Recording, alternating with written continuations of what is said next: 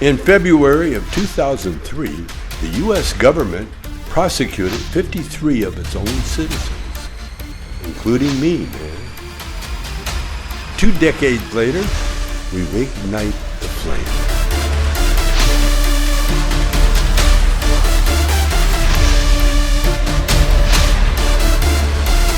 Operation Pipe Dreamers. The Organized Crime Drug Enforcement Task Force, codenamed Operation Pipe Dreams, has taken 3 decisive steps to dismantle the illegal drug paraphernalia industry.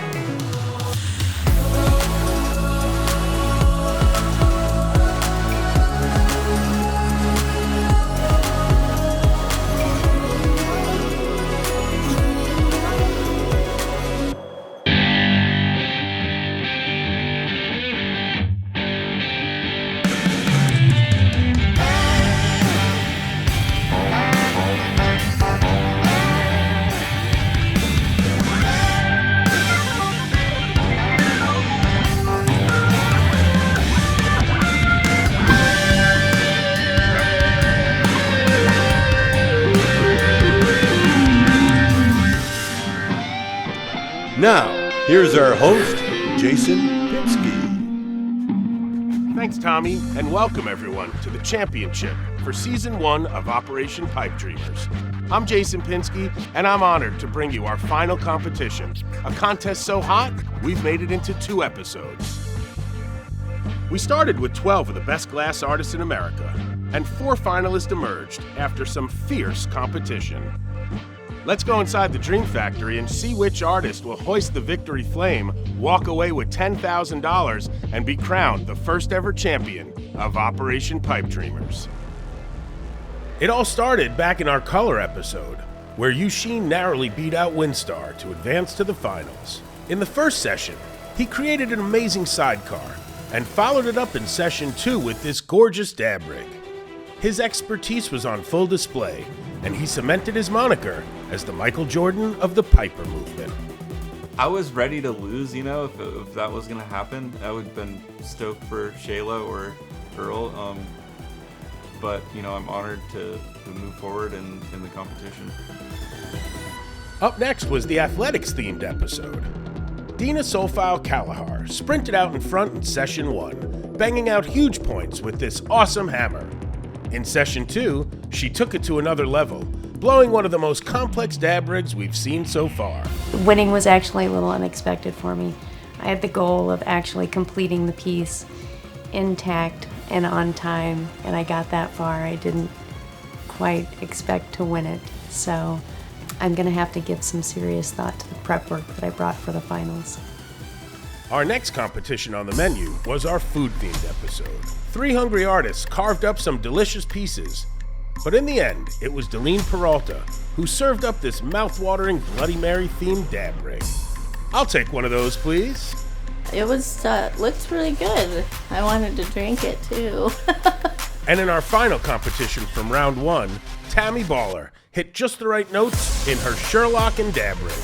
She took center stage, leaving the audience wanting more. I feel pretty cool.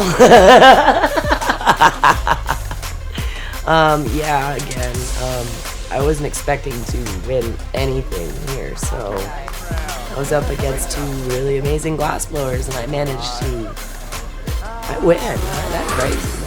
For our final competition, rather than 2 sessions where they each make 2 pieces, we'll be making a single dream dab rig over one massive 6-hour session. As always, our judges will preside over this all-important championship. Jason Harris, our host here at the Dream Factory, has been dropping his knowledge all season. Alongside him, once again, will be Karen Willembrecht Johnson, whose decades of glassblowing experience will be crucial in determining who will walk away the winner. Instead of 1 guest judge, we'll have 2. Jeff Perkins, aka Chef Dabs, is a disabled veteran who uses cannabis to help his PTSD. Toby Bryant is a cancer survivor who credits cannabis for saving his life. He's been blowing glass since 1985. We've had some interesting themes this season, and our championship is no different. For this final competition, our theme is patriotism, health and healing through cannabis. How will Yusheen, Dina, Tammy, and Delina interpret this task? We're about to find out. Making any sculptured piece is always challenging, and I always like a good challenge. I think I have a really good plan for how I'm going to best utilize my time today. So, despite being a little nervous and being with clearly some incredibly talented artists up there, I think I'm doing okay. It's tricky because they're all good at like some of the sculptural stuff and I'm not. So we'll just see how I do. It's anybody's game. All those contenders that are going against me are not joking. And so, yeah, it's gonna be tight race. What do they call it, a photo finish? But first, for one last time, let's learn about the piece they'll be creating and go to Professor Blunston in Dream Piece Theater. Good evening. I'm Professor Blunston, and welcome to Dream Piece Theater, where tonight we will feature one of the most sought-after glass pieces on the market.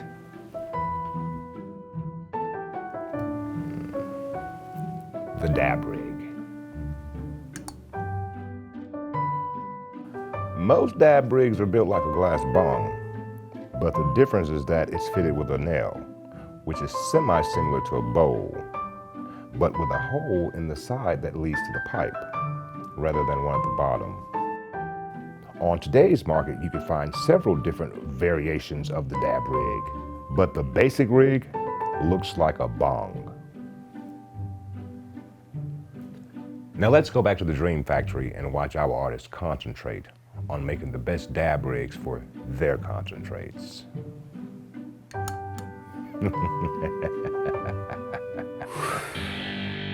When we come back, we light our flames and get started.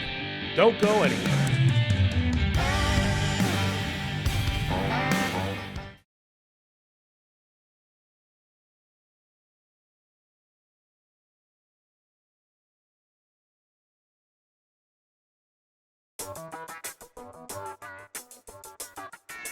Artists, for our final piece, we're going to put 6 hours on the clock. Ladies and gentlemen, start your torches.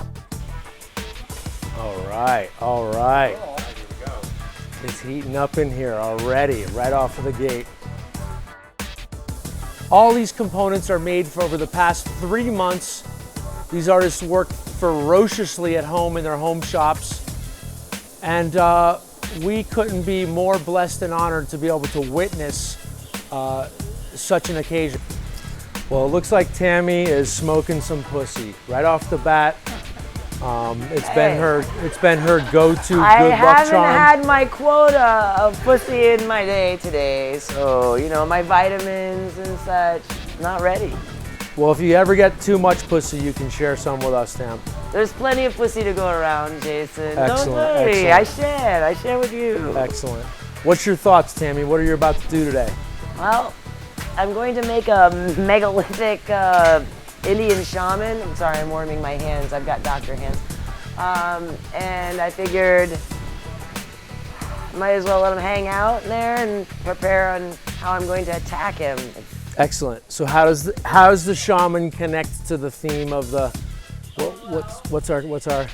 Well, originally attached to patriotism, when given that topic as a person that's been fighting the war on drugs since I was born, I'm not as uber red, white, and blue patriotic as everybody else might be. So I thought about it, and I attack all competitions as a puzzle, and great strategery is involved. So during my bong hit meditation sessions, I decided that to be least offensive to the topic and to be most true to myself and what I would like to make as a piece that speaks to me, I decided to go with an American Indian, the original patriot. Very cool. What do you think of that, Chef Dabs? I think that's amazing. Thank you. Cool. Well, you got 3 other very talented individuals next to you. that I'm sure can And then help the next you on your challenge way. is going to be knocking any of these guys over like a linebacker when I go to my camp. So it'll be fun. Just yell. Drop the shoulder. You got it. And Dina, are you doing the same? How are you going to celebrate patriotism? What's your game plan? So I have a couple sculptural aspects that I'm going to incorporate on the side of a very usable, functioning rig that somebody's gonna enjoy having, and hopefully it'll auction off well and keep going with the cause of kind of paying it forward. There's been a lot of people that have fought for our ability to have the freedom and the right to fight for legal weed. All right, I wonder what's going on in Yushin's head over here. He's out of the gate and looks very hyper-focused. And what's happening in your mind, Yushin? You know, I'm not as prepared as these ladies, I will admit, but I'm gonna go for it as much as I can. What up? Yushin and not prepared don't usually go together, right? Not usually, but you know, these theme things can be tricky for me because I'm more of a technician, and I'm just about technique and executing technique as clean as possible, and trying to create emotion through color and shape, but not necessarily being anything in particular. So this time I think I am going to try to make some sculptural elements and try and tie into our theme, and I definitely think it's an awesome theme. And Tell me more about the theme. You know, cannabis and patriotism. Cannabis has been obviously huge for me. I wouldn't be where I am without cannabis, and everybody that I know that has benefited from cannabis. I mean, as a pipe maker, obviously, my entire world revolves around cannabis. And the patriotism aspect, I mean, I'm gonna try to tie in as best I can. Yeah, I mean, I have huge respect for veterans, and I think our what we're celebrating is health, hope, happiness, and being, you know, the patriotism vibe that goes along with being here in America and what's going on. So we're super excited to have you guys here. Delene, what's going on in your head over there? Oh, just making some components. Got a bunch of them to make. Your components that you put in at the beginning of the slot, wasn't that your hand? Yeah. Oh my gosh, and then that disc, almost a rainbow disc. Uh-huh. Fascinating. Tell us about your idea. Well, since the theme is God bless America, patriotism, and healing through cannabis, I wanted to convey, you know, how I stand up for peace in this country, and peace, love, and happiness. And I love our country, we all do, even though it's a mess at times. But so I want to put the flag theme on the peace hand, and with the rainbow representing the melting pot of what America is. It's all different kinds of cultures and people of all over the world live here and make up this beautiful country. And then I'm going to make little people standing around in the rainbow holding hands. Wow, cool, cool. Yushin, what are you constructing over there? I got wax stuck in here. Try to get it out. It's coming out. It's coming out. So other than the wax, what are you doing? I'm putting together this piece called the Sakana bottle. It's like a kind of like Japanese-inspired bottle that I came up with, and this version of it actually has a functional part on the back, kind of like the other piece I made, but I'm going to try and make that a sculptural element on the back this time.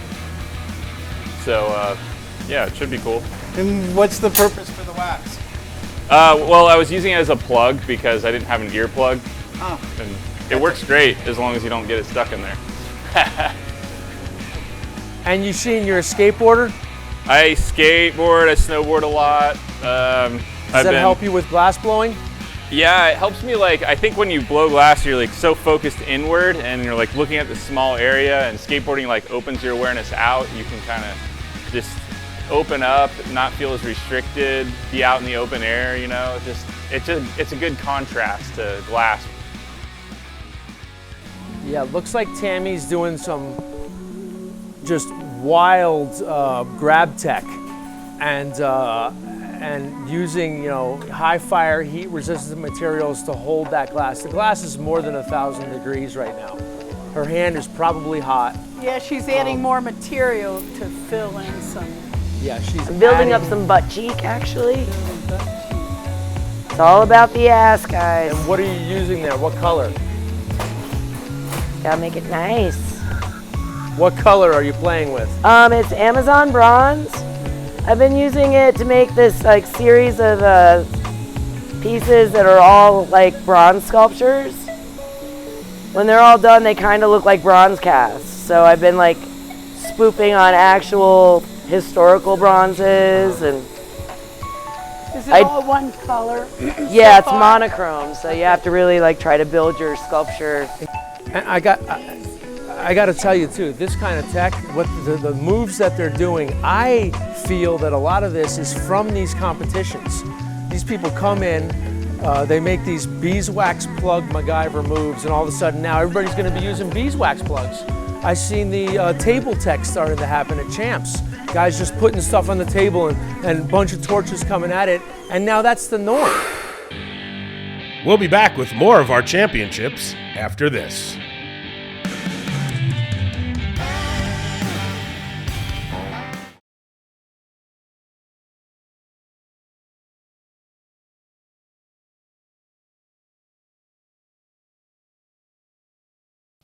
Welcome back inside the Dream Factory in Las Vegas, Nevada. Lots on the line here. Jason, tell us what our artists are competing for. We're competing for 10 stacks, bro. Also, this flame of ancestral knowledge sitting here next to us. We created this in Maui specifically to give energy to the winning glassblower, yeah?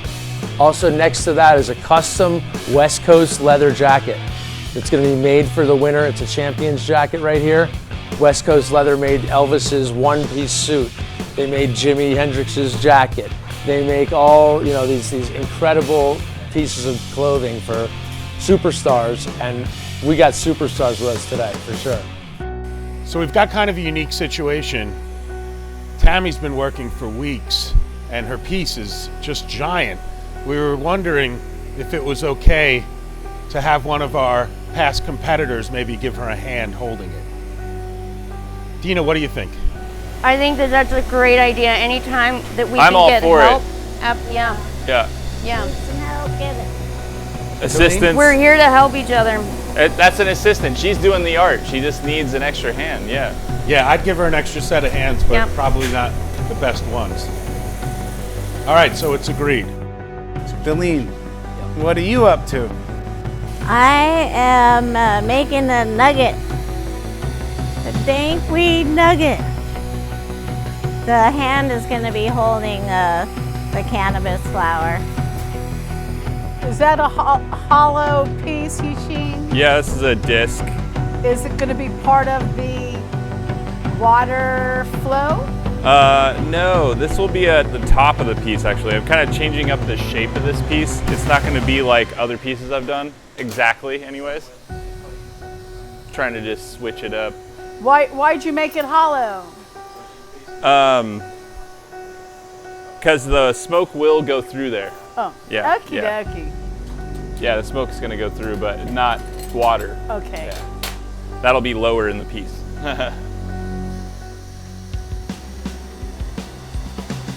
Do you smoke out of your own rigs? Definitely, yeah. I get really into the function, just water testing all my pieces. I don't sell any of my pieces without testing them. What's your favorite one? It's hard to say. I mean, a lot of the collabs I've done with the Japanese guys, and like recent collab I did, it's actually on my Instagram. It was a collab with the whole studio. So it was like 5 artists all together. Should check it out. It had everybody's elements in it, all 5 artists. Yeah, you'll see it on there. It has the most comments of any piece I've put on Instagram. So it's like aqua colored piece mainly, and then it has lots of other stuff in there. Like has like a dino head that Elbow made that the water goes through, and it's got some Adam G's like super dope faceted fume crystals on it, and it's got he made the mouthpiece too, Adam G, and then it's got WJC's flip on it, and then Nate Meyer's space sections all on the top part of the piece. Yeah. Where's the piece at now? In a private collection. I'm not sure where. Maybe in Texas. Texas? It might be owned by this guy named Texas Terps. That's his name. He's cool. He's a really big collector. He's Do you supported like a lot to of know us. where your pieces are? I know where a lot of my work goes, and I know the names of the collectors. So just from working with these collectors for so many years, you know, you start to learn their names, and like. How has social media impacted your career? I mean, it's, you know, kind of just made it to where I can stay home and work, and I don't really have to do shows, but I like doing drops at stores. I like to support the stores that supported us from the beginning, you know, and have always provided a place for us to show our work. And a lot of these stores are starting to evolve and build galleries and make really nice spaces for us to display our work. Dina, what kind of tubing or cane are you making right now, or can you explain what your process is? Right now I'm making some line work tubing, and I'm doing it in our older style, not the newer evolved back stack.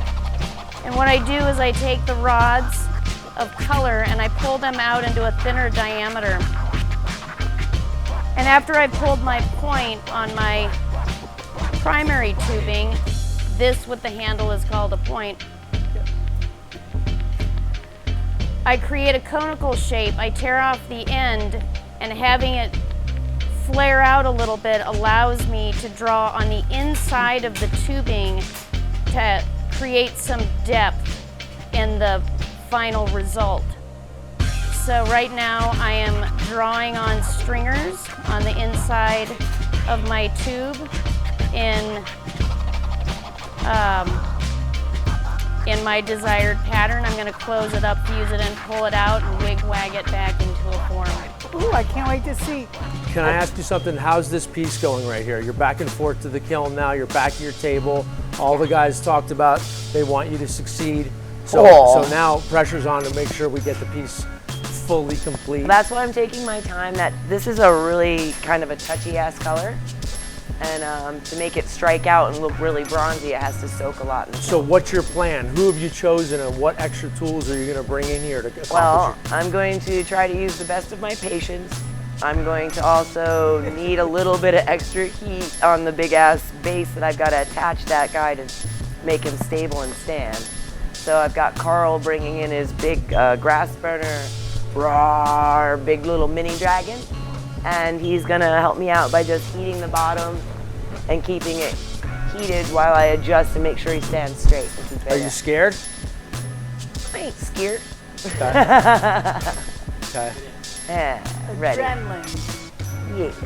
So what process did you just do? Because I saw you bring the piece out, heat the opening, and then you just, it looked like you added just a little minuscule of color. Yeah, I had to add a little bit of butt cheek, and I wanted to open up that hole just a little bit so it's flared. So as I'm heating it and it's naturally going to condense a little bit, it will make the same size as the hole of my pant leg that I've already got in the kiln.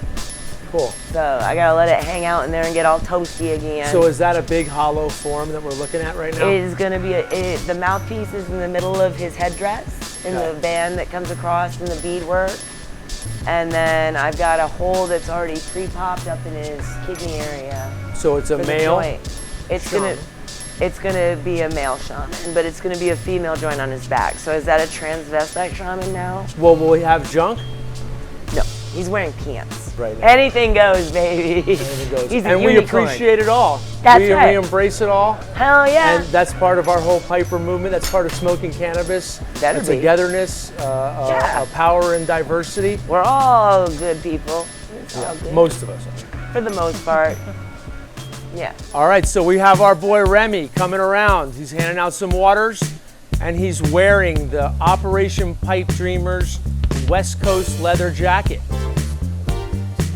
Spin around and show us the jacket. It's all hand-cut leather, all handmade in San Francisco. Show them the interior. We got a killer lining on these things, and there's 42 jackets made. You can hit us up on Operation Pipe Dreamers Instagram and get one of yours. They're all numbered. West Coast Leather is a sponsor of our show. They've made many, many famous jackets that we all know. Michael Jackson, Cher, Jimi Hendrix, Justin Bieber, my JB. So we really love and respect these guys for doing American-made craftsmanship and handling it all these years for all these awesome, awesome people. And we're super honored to have them represent our Piper culture in some sort of way. It's about leather. It's about grit. You know what I mean? It's about the hardcore part of who we are. You know, we're making cool shit, and West Coast Leathers is cool shit.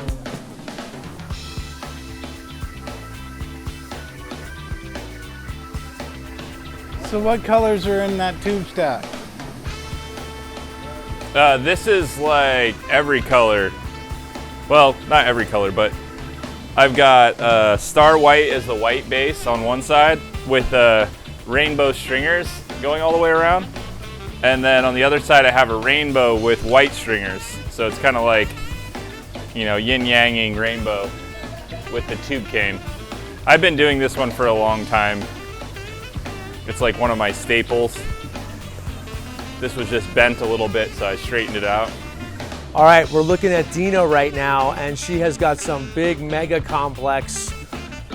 I don't even know what tech this is going into right now, but I'm seeing green. What colors are you using? So I have several colors going on here, to be honest. I have a green parrot coated with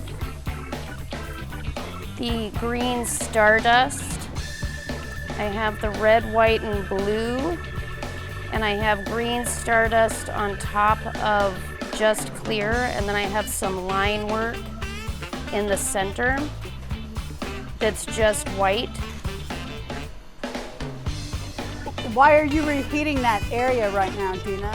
So I'm sealing these two things together, and I just want to get a really good heat base and make sure I don't have any undercuts in that seal, so I can put it in the kiln, warm it up, bring it back out, and then really focus on getting a good even wall thickness. Are you stretching it, or does it just look like it? It just looks like it. I'm actually just stabilizing it. So heat rises, glass falls. You're not blowing, there's no pressure on the inside of the piece, and you're just letting gravity and heat do all the work for you. Exactly. And maintaining a perfect, axis point. And you notice all these glass artists have access points. Some of them might get a little off center for a second, but it's important as you're working through the piece to have this center of axis. It's fun learning flame working, Chef Dabs, because as you start to learn, you start learning this axis points, and it's almost like, you know, the old catch flies with chopsticks thing, yeah? You're working with tools and sticks, and it's in between two things, so it's got some real fun feeling like that. The very first skill you should learn is ask the boss here for 2 pieces of glass rod. Take them home and put a piece of ribbon taped between the 2 and learn on how to control your spin and try not to get the ribbon to twist. And that way you'll get your hand speed even quicker. It's one of the tools that we use at our teaching facility. And once you do it for 20 years, you get good carpal tunnel. So you jump in the car to go to work in the morning and you stick your hands on the heaters, get them loosened up and stuff so you can get to work. We'll be back with more of our championships after this.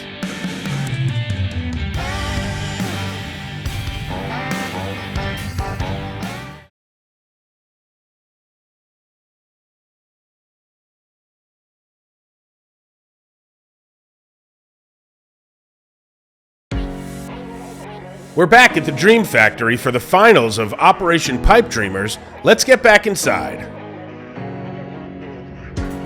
Dina, is that the same tubing we saw earlier that you were drawing the cane on? The one in my hand right now is actually a different tube. I completed that first tube, it's right here, and I was wig-wagging a section down from that tubing, which I'm about to attach to a green stardust tubing that I just colored up. Do you call attaching that in a commo? I do. That was the term I learned anyway. It's what I learned too. It's one of my favorite techniques. Hey guys, so both of you have these amazing experiences of how cannabis has helped heal you. Obviously, we're focusing on the hardware, but talk to us a little bit about the software, especially, when it comes to things like, cancer, PTSD. I mean, it's played such a huge impact in both of your lives. How has that impacted your day-to-day, and how do you see that relating to today's theme? I use it day to day by cannabis, by being able to not be on pain pills. I dab. I'm a dabber. I dab constantly, so seeing all these rigs being made is beautiful. My new friend, my partner, has informed me about what's called terpenes in marijuana. And there are many terpenes in many different things throughout nature. But there are certain terpenes that are within weed, and I don't know all their names, and there's very many resources to go look it up. But there's ones that combat pain, exactly, or that will increase appetite for the person who is on chemotherapy and has lost their desire to eat. There are terpenes out there that will enlighten your mood and that will change your outlook on life sometimes. All right, Toby, let's get back to the competition. We're just about at the 2-hour mark. We're 1/3 of the way there. Let's check out what's happening. Dina, what's happening on your table? So I'm just getting my ISO jar done, and I'm gonna make a lid for that next. I'll be able to take this off of the handle here in just a minute, but I wanna make sure that my mouth opening is nice and round and smooth without any unnecessary ridges. Amazing. And Yusheen, you've got this amazing technique with your fingers. How long did it take you to master that, and how many rotations do you think that you'll be doing with your fingers in this 6-hour competition? I don't know, it's just been like one of those things for me that was natural, but it took a lot of work to get to the point where I had the technique down. I wasn't always good at this. It took, I would say, 5 years before I was somewhat comfortable, and then I'm always evolving with the technique. You can see I do a little backspin, and the backspin really helps keep the glass even, because it's like a feeling. I feel the glass, and I know if it's thicker on one side or thinner on the other, and if I stop or pause or twist backwards, it allows the glass to even out. So is it just a matter of the rotation of your fingers, or also the weight distribution between both hands? Definitely, it's all of that. Yeah, it's a feeling, you know, but generally I have a driver hand and a steadying hand. Right. So They say it takes about 10,000 My driver hours. hand is my left arm. My left arm is what holds the weight usually, and Got my it. right arm is articulating and making sure that everything is going right as I'm going. They say it takes about 10,000 hours to master any particular technique. How many hours do you think you've spent behind the torch? It's so hard to say. I mean, I've never really like tried to even count, but I probably have made over 1,000 pieces, and I don't know what number I've made actually, but I do know that every year that I've blown glass, I've made, 50 to 100 pieces, let's just say. So that's over 1,000 for sure. Could Sounds be like the closer. amount of dead shows that Jason Harris used to go to a year. Is that rainbow rod that you were, or that rainbow pull you were working with? The Which center one? section? This is a different section that I made last night. Oh. Yeah. Okay. But the other one I'm about to stick on here and work it in. It's gonna look really cool. It already looks like it's quite a few connected pieces on that. Yeah. Yeah, there's 1, 2, 3, 4, 5 sections. Wow. Tammy, looks like you're shaking your piece right there. What's going on? I'm gonna play Operation. I dropped a fucking down stem down inside and I can't see a damn thing. So you're listening to try to figure out where it is so you could pull a piece out? Operation, yeah.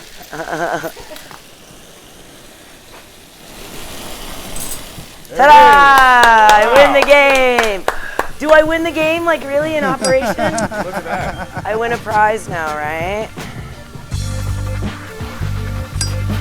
That was fun. So just explain exactly what happened.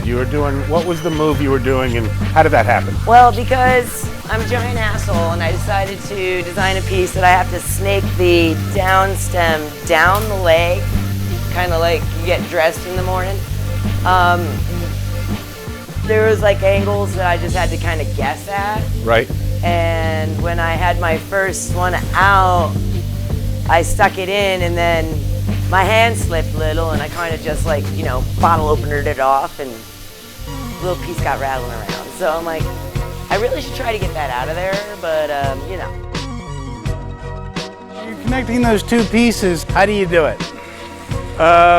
So this is going to be a really critical point where I really am going to have to sync my hands up and get them to try to rotate the same speed. I'm going to do my best here. First thing is I kept this kind of thick and this kind of thick so that when I work them together, it's a little bit easier. If I were at home, I would do this connection on the lathe just because it's way easier on the lathe. Yeah. Yeah. But I can do it by hand. I have every confidence you can. Yeah, syncing your hands up, and then if you see something starting to twist, you can untwist.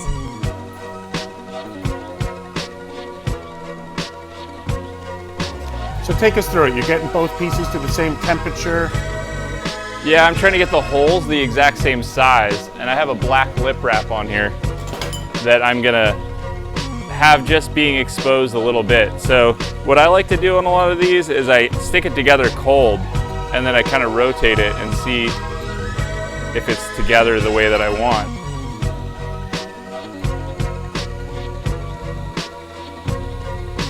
And then once I get it where I want,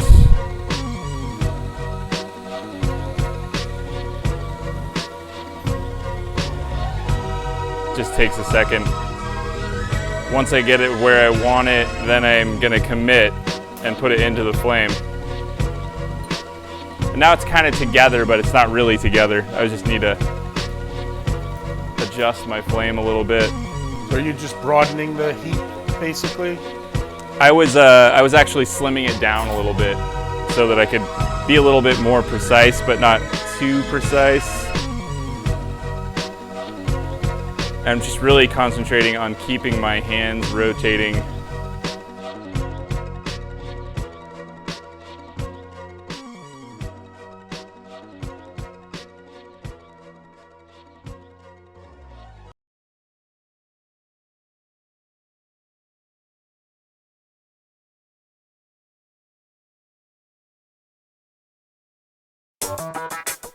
Our theme of patriotism, health, and healing through cannabis continues.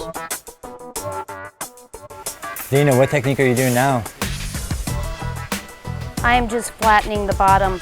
So I want to get a really good heat base, nice even heat base in a straight line, not coming up the side of, of the roundness.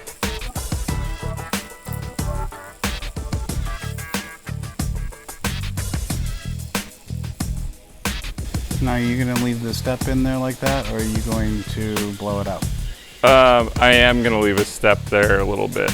Yeah, because it's a better shape. I'm just trying to get it to the right shape.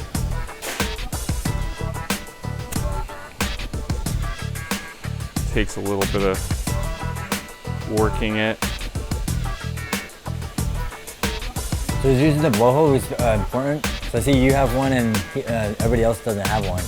I like it. It speeds up some of the processes, and it allows me to blow air into the piece while I have it on access and I'm doing my heat prep. It doesn't come necessary in every application, but it's a tool that definitely decreases the amount of time that I would spend on the piece. It's good to know how to not need it, but I definitely find advantages in it.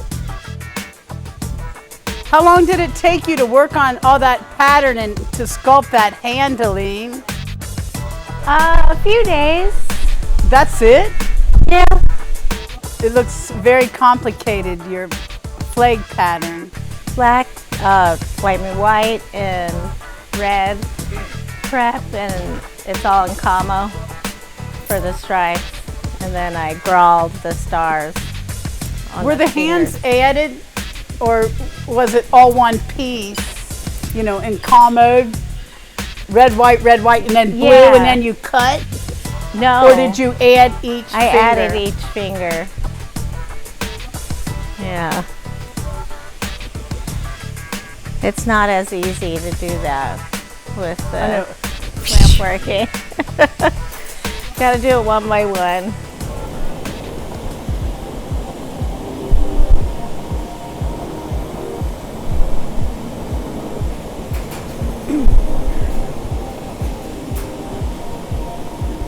I'm impressed how Dina makes those pulls and swirls those curly cues out. She makes it look easy, but she has to be a master of understanding the heat of that glass just to make it a beautiful flow. It's really stable. Deline, do you think that your left hand is as important as your right hand in working the torch? Oh yeah, it's definitely my stronger hand. I'm holding everything.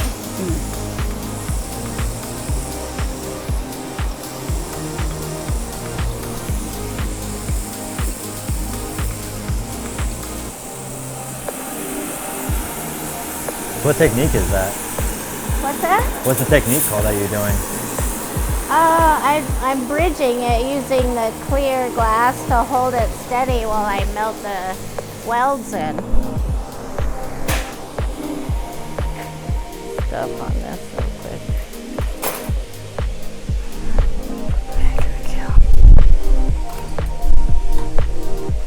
And you just got the flower on there? Yeah. Excellent. Deline, I see it glowing. Wouldn't it still want to move, or is it really solid by then? It's a small area. It's fine. Okay. It's Set up. it solidifies pretty fast. It's not like hot glass. Soft glass, yeah. Spruce pine.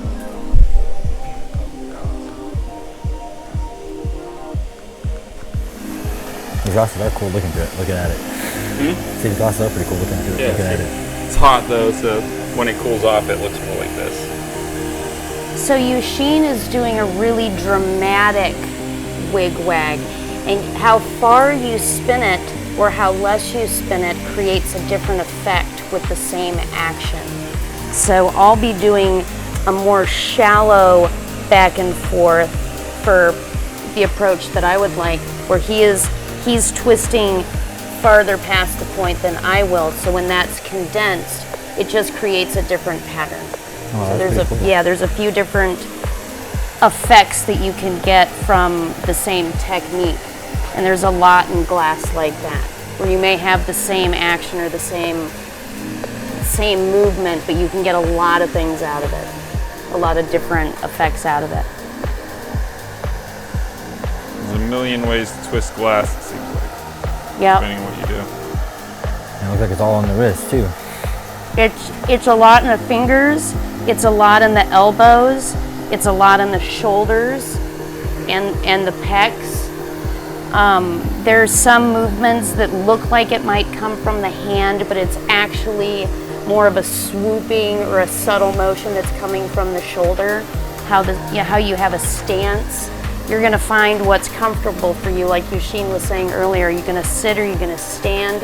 That's gonna kind of regulate what your body awareness is and how you can get to the same end results with a technique that might be unique to you. You may learn something that is consistent with other people, but like he was also saying, you might come up with something totally new. But there's a lot in the whole body that you're putting in. What do you exactly do now? This is the perk for the inside of the piece. So I'm gonna pop some holes and they're gonna be directional, so the water is gonna rotate inside the piece. But yeah, that's like the bottom of it. That's what the bottom will look like. Nice like spiral.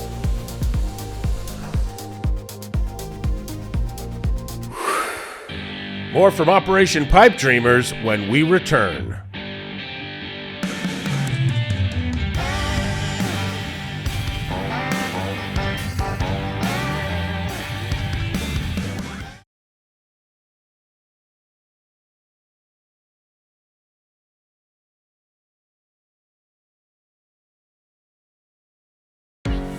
Welcome back to Operation Pipe Dreamers. Let's get back to the action. Hey, Deline, you're working on some little figures over there, huh? I am. How you feeling about them? Oh, they're just very basic stick figure, human form. Are they in clear or color? I can't really...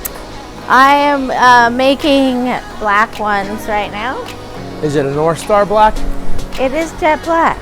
Jet black, yeah, that's one of my favorites. It's a nice hard black. Yeah. Let me ask you something, the figure.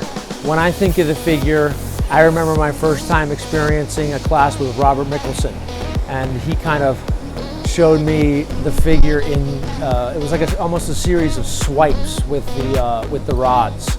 The way that he did the torso and building the muscles and the legs and the thighs and the calves and the feet and down to the toes. And that kind of struck me. Where'd you learn to do such, I mean, you're really well known for figurines. You've done them all these years. Where'd you learn this?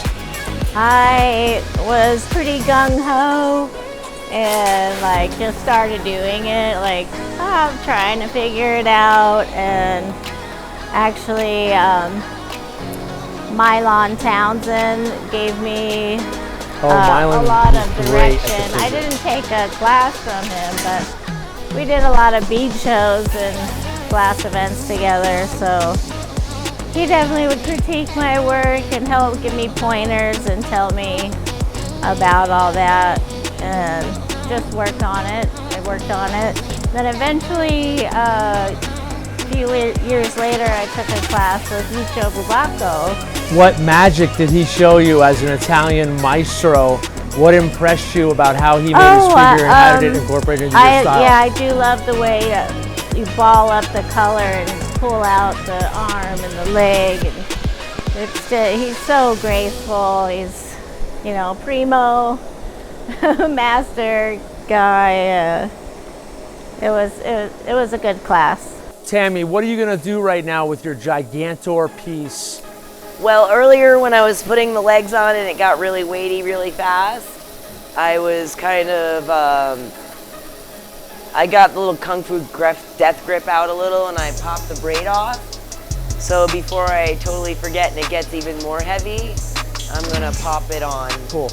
Yeah, I'm gonna get his hair did back. Your style, again, you know, like you guys come to bat at these competitions and show things that I would have never dreamed possible, but reality is now I'm looking at things and going backwards to my experience and saying, that's, you know, right where you're going with this piece, and it's just, you know, no fucks given, no rules, and it's totally stepping out of bounds. Well, I mean, it comes from being self-taught. Nobody told me I couldn't do it, so fuck it.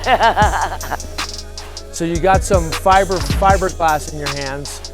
Your hands are covered in Kevlar gloves. You're protected from 1,300 degrees maybe for about, 2 minutes, 3 minutes before it starts really sinking into your fingernails? It's usually when it starts irradiating your other parts of your body. Maybe talk to us. Oh, no, just the little door for the braid. Let's listen to Tammy for a second. There you go.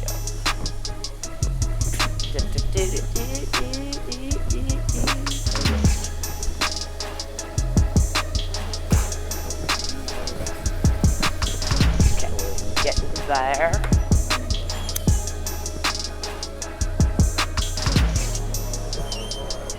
Oh, those cords are the devil.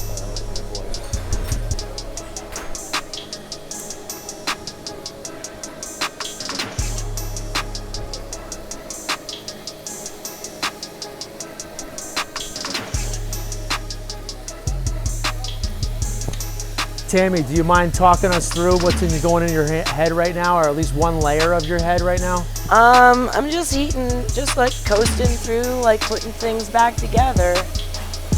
I broke the braid because I squeezed it. Now I just gotta heat both pieces back up. And melt them back in. And then, Eugene, how many things do you think are going through a person's head when they're in that intense of a position blowing glass right now? Right now? Yeah, like how many things do you think she's thinking about at once? You know, if you're doing it right, you're focusing as hard as you can on the one task you're doing. And then when you come to a stopping point, you go, what do I do next? And then you do that and you focus on that all the way. So you don't really, you can't think too hard about too many things, because if you do, you'll get lost in the sauce and then lose your mojo. Well, we're huffing gas now. We got a lot of oxygen and propane in the room. We have 2 empty tables right now, and we have people that are waiting for their pieces to soak up heat in the kiln. So the objective here is that the piece has to stay above 1,000 degrees total all throughout as we're working through the life of the piece. This is a 6-hour competition. The piece needs to go into the kiln for at least 5 to 10 minutes. At that point, the artists go out back and smoke pot. After they get good and high, they're gonna come back in here and get the piece out of the kiln and keep assembling. This is the Super Bowl of cannabis. This is the Super Bowl of creativity and connection to spirituality and what we have here in America. We got 4 of the best pipe makers, glass pipe makers in the world. And reality is, they demand respect. They've put their entire lives into this art form and stayed with it for these many years. I mean, you know, again, when you look at them making the pieces, when you look at the style they have, it reflects their inner souls. And from Deline over there, just crushing OG style, Eugene taking it out into the matrix realm, and Tammy Baller just running across the tightrope, throwing juggle balls into the air as she goes, and looking awesome doing it. And Dina just right up the middle. On the next and final episode of Operation Pipe Dreamers Season 1, these 4 artists will go down to the wire. Who will walk away with the flame of ancestral knowledge and $10,000? Find out next time.